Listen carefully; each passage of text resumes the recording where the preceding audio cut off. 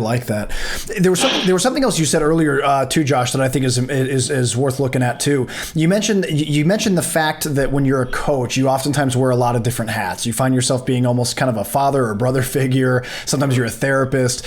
In that sense of teaching people and sort of the roles that you end up taking on, do you find it's important to set any like particular boundaries between you and guys or girls that you're coaching?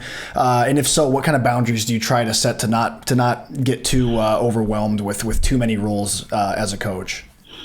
Yeah, you should set some boundaries because it's a proper hierarchical role that you take on here. And it's not just for your own capability of being able to coach, but these people are coming to you to be in that leader position. And if you downgrade yourself to their buddy, you're going to lose your effectiveness, not just because there's a danger that your word won't carry the weight that it needs to, but also that they won't even process what you're doing and what you're asking of them the same way, even if they don't intend to be outright rebellious or disrespectful or something like that. But it's something in the way that humans order themselves in their social relationships. And there needs to be an understanding that you are in charge.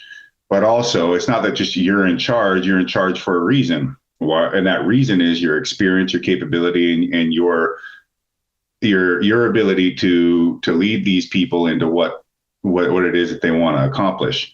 And so that they are validated in their trust for you. And trust is paramount. You can break that trust really easily by just trying to be a tyrant, just simply so that you are establishing your way. That to me is there's lots of coaches I've seen get away with this. But I really feel like at any given moment, that's a thing that will completely erode the relationship because where's the results behind the authority? And while I tell my athletes that I'm always there to hear them and we converse and we have conversations, and I always give them a why for everything, and I go through it with them. But ultimately, I tell them like this isn't a democratic process. If you want to train under me, you train under me. If you want to do things by some sort of I don't know, decision of committee, then this ain't the place for you. Because ultimately, what you want is, or should want, is you want to come to train under that coach has to offer. And so you have to maintain that hierarchy in the relationship. But at the same time, and it's not, you can't be so distant as to be detached from the people that you're coaching. No, that was really well said, man. Yeah, and it's interesting hearing your perspective on this because it really is a very delicate balance, man. I've heard coaches in the past talk about like you said, the pitfalls of becoming buddies with people. They start to build expected favoritism. Like sometimes guys feel like, oh, well, he's my friend. He's not just my coach, but he's my friend. So I should have got X, Y, and Z opportunities, and he passed it off to someone else instead, or whatever. And so it's kind of the same reason they tell you if you're a boss at a company, don't try not to be too much of a buddy of your people underneath you. My athletes really know that when it comes down to the line, it's there's no screwing around. Like what I say, I mean it, and I won't be unfair. I'll always have a reason for what I'm doing, but as cool as we can be, and I'm here to help you out and be along for all kinds of things in your life, not just in the capacity of being an athlete and competing, but if I put my foot down, it's not a joke, and I'm not kidding, and I absolutely mean it. And if somebody wants to go about their own way, if they don't want to do what's necessary, I have no hesitation just getting rid of them, and they know that. They know that this is a relationship that has a certain rhythm to how it works. And if it's not symbiotic, it's not going to become parasitic. I just won't. That's not happening. So I'm not dragging your body along. If you don't want to be a part of the process, then save us the trouble. Say you want to do it a different way, and we'll help you get somewhere else. But if you want to be a problem to the team, I'll just cut you and be done with you. Goodbye.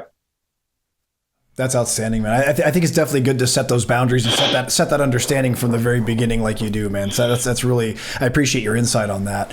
You know, you've obviously been involved in combat sports almost your whole life now, and I'm curious, like, what do you think separates the coaches that you had that you absorbed the most from the coaches from everyone else? What separated your best coaches from the rest of the pack? Was it their curriculum? Was it their structure of how they trained? Was it their personality? What do you think were some of the key things that set your best coaches apart from everyone else?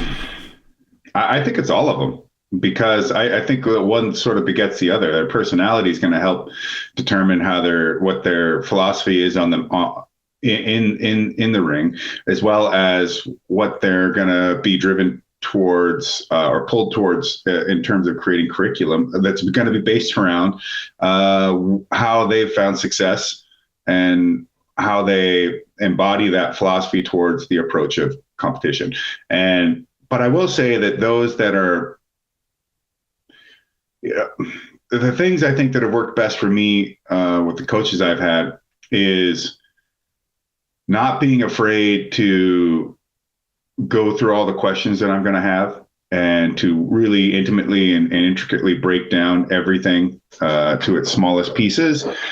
But also not going out there looking to overcomplicate anything. Like I'm really someone that likes to get to the fundamental understanding of why something works. And so often I will say, well, there's only so many ways that you can break an arm or a leg, or, I mean, the body only moves in so many different patterns and only has so much mobility to it.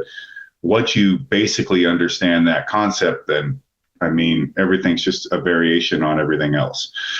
So there's no need to get too crazy about it. I mean, you can create the most complex entry into anything you want with the most setup and all kinds of like instructions on how to finish it off. But ultimately, you're just going to end up in one of the varied finish positions or finish mechanics that you already have done a million times.